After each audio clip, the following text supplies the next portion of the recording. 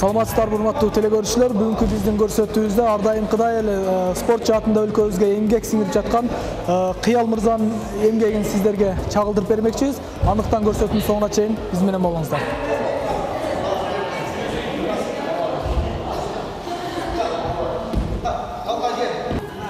Кара, бросок жасаганда, путка киргенде, мына жерден мындай элкейбейсиңер. Неге жегенде, мынанда отурбайсыңар, чолжубайсыңар. Ушуну жасаганда мына. Болушунча ылдыйраак мына. Напарниктагы силер менен күрөшүп аткан адамда мындай болуп бербейт. Ошон үчүн болушунча ылдый, путуну оң пут алдыга, сол пут келет. Пут кол жоон тамдан кармайсыңар. Көрдүңөрбү? Анан буяка. Анан бросок. Шашылбай, секин колдон келишинче, секин жасагыла, тунук. Туңарбы? Gördüңөр, карагыла, дагы бир жолу. Опа, бросок, көтөрөйүн. Чабал, на место.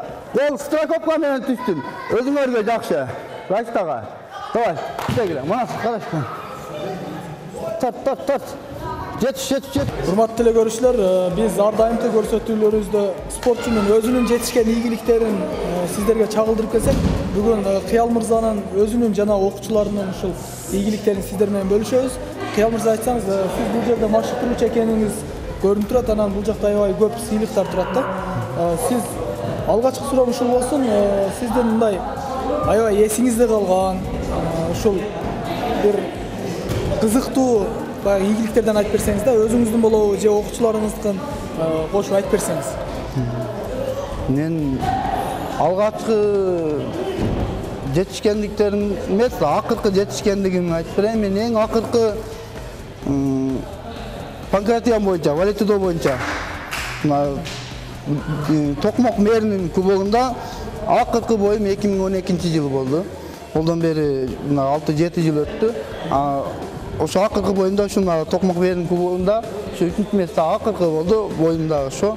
Анан ондон бери мен түшпөдүм, балдарым менен сыймыктанып, балдарым жетиш алдыга чыгарып атам, балдарым менен сыймыктанып. Андай кандай ийгиликтер болду ошо окуучуларыңыздын? Окуучуларымда мына мисалы үчүн Москвада, Россияда мындай ремендерди алып окуучуларым, чоң турнирлерде панкратион боюнча мындай ремендерди алган окуучуларым бар.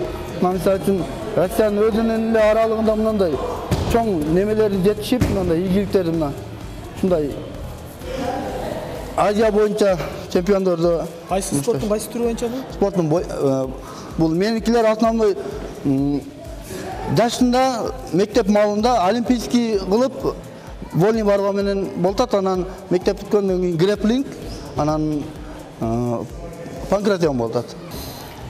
Среднийде, низкийден баштап көрсөт. Средний партер. Низкий партерден көрсөт. Караш. Низкийде тартып, колду кошпой эле белдин өзүнөн тарт. Нос менен берип, кайтып, эгерде высокийден дагы бересиң. Высокийге. Тай, высокийге, эң бийигине. Опа. Туруп кет. Бул жерде, мына жерде основной силердин жеңишиңер ушул жерде накат дагы бересиңер. Мына накат путты соосуз мына жака кириш керек. Эгерде бул мындай болбосо, мына жака түштүң, мына жака ham иштейсиңер. Мына. Ушул жерде мына качат 2 балл иштеп туруп кетесиң. Кайра дагы стойка иштейсиң. Ошон үчүн жетишип, давай партерден баштагыла, накаттары сез. Жардам бергени ушул жерде өзгөчө тартип болот. Биринчи тренировка кылган биринчи тренер ошол агай катары өтө менин приемдор үйрөткөндөрү башка жака чыкканда өтө жакшы жардам берди. Агай экинчи ата катары аябай чоң жардам тийди мен үчүн. Эми бизди спортто алып жүргөнү бул өзү эле чоң өзгөчөлүк. Ошол өзүнүн жумушунан келип, балдар ызычуу, жаш балдар ошолорго чыдап, жардам берип, өтө чоң жардам да биз үчүнчү, мектеп жаштар үчүн. Агайыбыздын өзгөчөлүгү биздин айылда өтө душ деген шарттар жок да. Ошол шарттарга карабай өзүнүн жанынан болсо да жардам берип, өзүнүн баласындай көрүп, айылыбыз өнүксүн деген максатта, чоң жетишкендерге жетишсин ушул окуучуларым деген максатта ушинтип өзүнүн мээнети кылганы биз үчүн өтө чоң жардам жана чоң өзгөчөлүк деп эсептейт элем.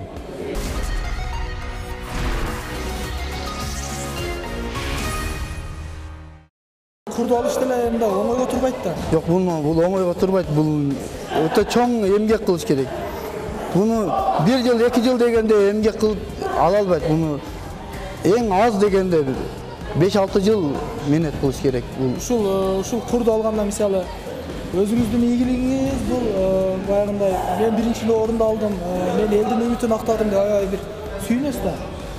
Окуучуңуз алганда кандай мындай сезимдер болду мисалы өзүңүздө? Экөөнүн айырмасы кандай экен? Мен өзүм жеңгенде мен жеңдим деп онча сүйүнө албайм, мен ийгиликке жетиштим деп онча сүйүнө албайм. Окуучуларым жетишкен болсо мен үчүн 2 эсе жакшы бакыт болот да. Не себептен? Себеби мен ал балдар менен сыймыктанам. Мен буларды кичинекей 6-7 жашынан баштап машыктырганмын. Аракет кылып ошолорго мээрим төгүп бөлөнүп калган үчүн булардын жетишкендиги мен үчүн чоң бакыт да. Мисалы үчүн 1 жылдын ичинде залда 30 бала 40 бала болсо ошонун бардыгын деле чыгара албайсың. Онун бала ичинен 2 же 3 же 1 бала чыгат. Ошон үчүн 15 жылдан бери Кудайга шүгүр бизге Алла насип кылган экен 30дан ашуун чемпиондор чыкты. Караш. Мына кара. Мен жата кыйналып бу жерде отурбашкын. Кирдиңерби? Киргенден кийин мына буттун келиши менен, мына жерге киргенден кийин эмнеде остановка кылбашкын. Бул жерде эч кандай неме токтоо жок. Бул атака толук болуш керек мына. Бросок сразу. Туңарбы? Чаппайлы. Киретиңер чыгасыңар. Остановка жок, кирип чыккыла. Кеттим. Талка кайрыл. Кирип чык. Ошол биздин тимдерлерге да рахмат убакыт бөлгөндө. Бизге келгенден көрү балдарына, аялына мээрим берсе болот, үйдө отуруп. Китеп окутса болот, баласын өзүнө кылдырса болот, себеби билет ал өзүнүн баласын үйүндө кылдырса болот. Ошо мен өзүнө калган жакшылыкты баарына каалап айылда келип, зал ачып. Условия жок айылда.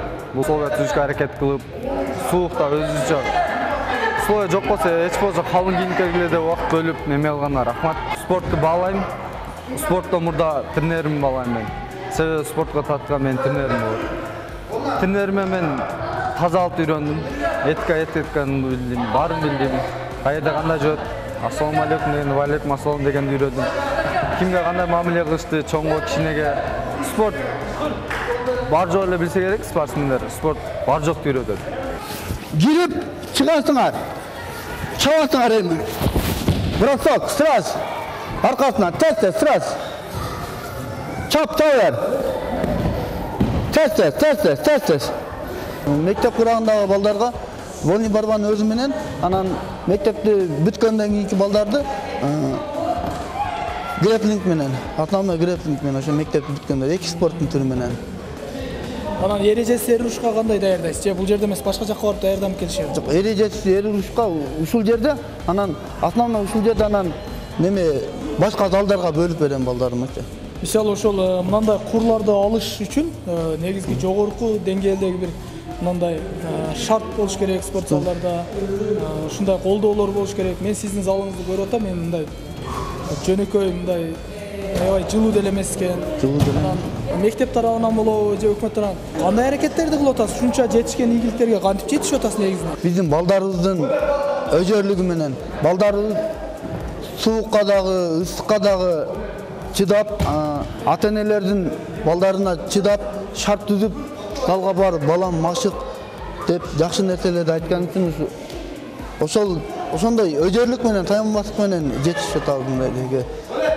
Бул оңойго деле турбайт экен да. Азыр эми биздин телекөрүүчүлөргө мындай иш жүзүндө көрсөтүп өтсөңүз болобу? Азыр ушул кандай грэплинг менен кандай күрөшөт, эркин күрөш менен кандай күрөшөт, бир 2-3 ыкманы көргөзүп бербейсизби? Болот. Макул. Көргөзүп берсеңиз. Мына биздин эркин күрөштө эң жакшы ыкма бул путка кирүүнүн эң жакшы жолдору бул. Болушунча коргонуу менен киресиң. Коргонуу менен өзүң бутуңдагы астыга салып бербей, бутуңду тартып, мына кыймыл аракет менен бросок Koldu qara, mına жерден oturup alsa iki güç bolot. Bul жерде iki güç getirbe, oşon üçün boluşunça bir ile güç menen, bir ataka menen işleş gerek. Oşonu buna put gelet. Ana başın jardam menen bolot, başın jardam menen. Anan götürüp durup, bir dakika götürüp durup, bir dakika çağır. Zalkar, şunu toluk jetkizip berkom. Toluk jetkizip.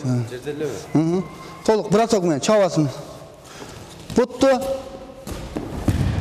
Toluk başın jardam menen. Dağı bir. Hoppa. Şu жерде mende bir soru da. Misal hazır taza utuş bolat da misal bir ыкма менен таза утуп койсо болобу мындай? Таза утуш. Кайра мында калыстар кайра күрөшкүлө дебей турганго. Болот. Ошол ыкманы көргөзүп бербейсизби? Gel. Егерде силер мына күрөшүп жатканда силер спорный болуп калбаш үчүн бир эле неме менен жетиш үчүн бизге эки далы толук тийиш керек. Эки далы толук тийиш үчүн biz azı butqa girdik ko. Oşan elle tizen yenen giybesten götürüp durup. Vozduk menen tuş gerek dalısı. Egerde mına жерden dağı giresinger. Mına putqa girbesten, mına can başka. Putu yüzülüş gerek. Sizler menen görüp naparniktin. Putu yüzülüş gerek. Mına dalını qara. Mına brasok. Tolluk dalı menen vozdukka putu götürülüp düşkön bolsa, oşonda sizlerge tuşe.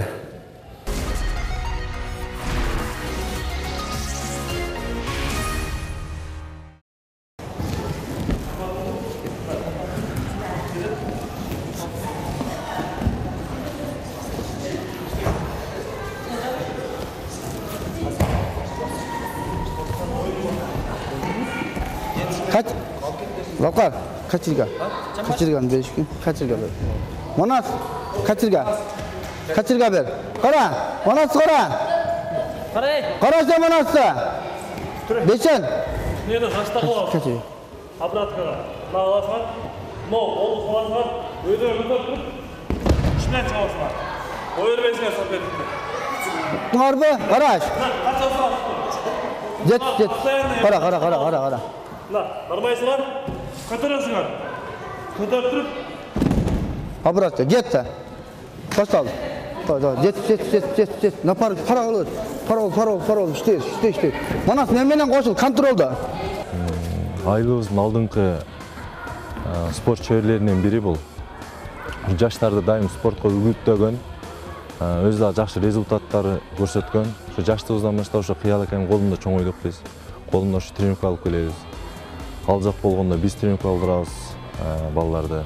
Ошол келечек жаштардын колунда ошо спорт таштабай эле тренировка кыла турган болсо ошо балдар дальше кыял экен аттын деле чыгарган чоң спортсмендер болуп жетилет.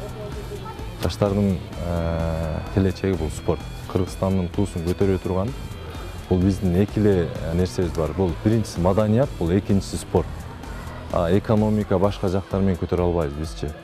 Өтө жакшы, билбейм, ар кандай. Мен лично менин мамилем бул жакшы кыялке. Адамдар менен бирдей, жөнөкөй, бир ишти акырына жеткен жакшы агайлардын бири. Түшүңөрбү? Эгерде ушул жерден толук алып кетсеңер түшеге дери шанс бар. Эки накат бир неме. Түше. Тез. Баштагыла жетишип. Onu salbayla koy. Sen bundan sal. Bundan salasın. Benimle kucakta. Hoppa. Hayda. Başını koy. Bir dakika. Hoppa. Narı toğulu. Naraka. Nabarot. Onu çok kütmeyin. Kara. Jatsa.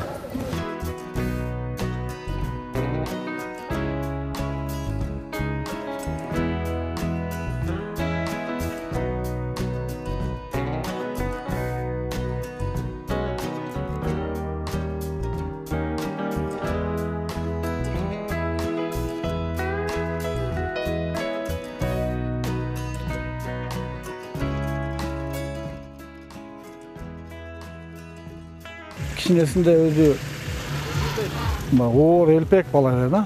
Анан эми кичинесинде мындай мен өзүм спортко неме кылгандан кийин укамы кичине неме кылып жүрүп, анан кийин өз ийгиликтерге жетишип неме болуп кетти да. Ошо өзүнүн арагында бар экен. Ошо мен укам биринчи неме болуп, ушу тренировка кылып залдарга барганда биз Жалалатка барганда биз эми умалда мындай телефон жок эле, биз көргөндө айтып келген балдар сүйүнгөнбүз. Анан ошто бойлорго түшүп атканда барат элек, толкундан өтө сүйүнөт элек. Мисалы үчүн Москвадагы балдарыбыз демилгеси менен айга 150 000 сомго мат алып беришти. Мына биздин Кышыбаттын жаштары кыялга окшогон спортсмен балдарды колдоп, көп жардамдарды берип атышат. Зал салып беребиз деп аракет кылып бардык немелерин алып коюшту. Эрте жазда насып кылып калса баштайбыз.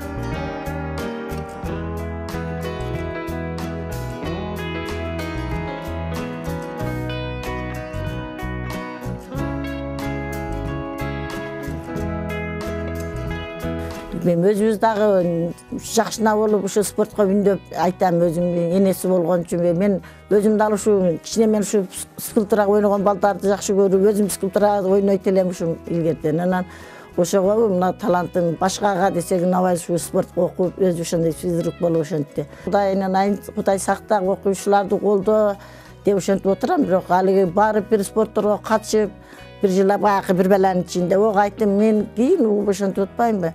Онда кыйкыра берип өлмөкчү экен элем, койчу ушуга түштүбү ушу деп аман кооптондум, кооптоносун эми ондан кийин бир жактара келсе кооптонуп ошентип патадуа кылып ошентип отурам балам. Бишкектерге барып келди, Кудайга шүгүр, ондой Кудайдан тилеп, жакам кармап патадуа кылып отурам да балам ушуларды деп. Сыймыктангыдай эле ушу ата эне деген неме кылат экен, ушу балдардан көп нерсени үмүт этип жашайт экен, ошон үчүн Кудайга шүгүр балдар менен сыймыктанам, Кудайга шүгүр деп отурам балам.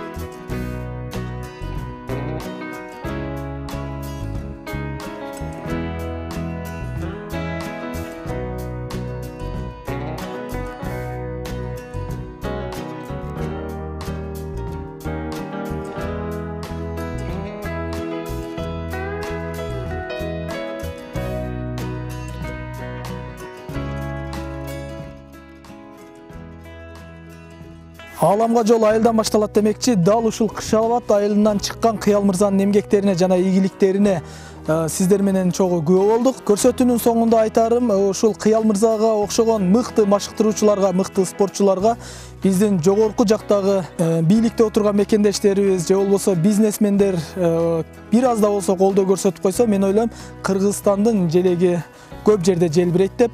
Андыктан ушул спортчуларыбызга ийгилик каалоо менен биргеликте көрсөтүүбүздү жыйынтыктайбыз. Жолугушканча.